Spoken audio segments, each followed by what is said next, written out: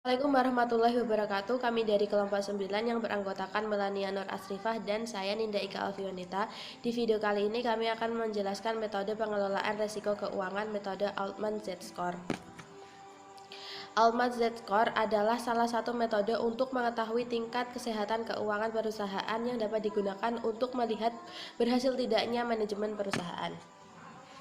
Rasio-rasio keuangan pada metode Altman Z-Score.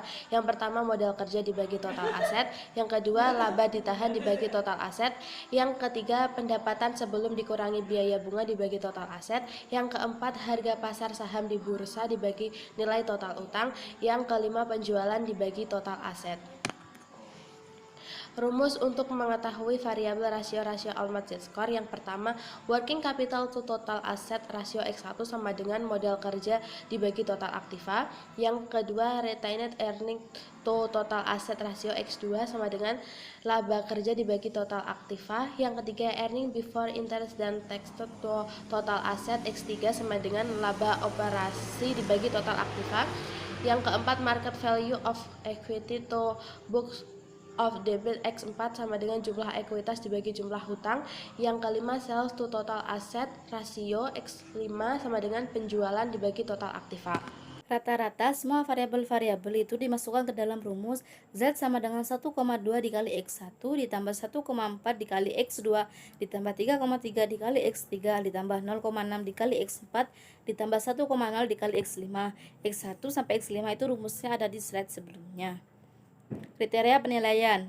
Yang pertama, Z-score lebih dari 2,99 itu dikategorikan sebagai perusahaan yang sehat, tidak mengalami kesulitan keuangan. Yang kedua, 1,81 lebih kecil dari Z-score dan lebih kecil dari 2,99. Berada di daerah abu-abu sehingga dikategorikan sebagai perusahaan yang mengalami kesulitan keuangan. Namun, kemungkinan terselamatkan dan kemungkinan bangkrutnya itu sama besar.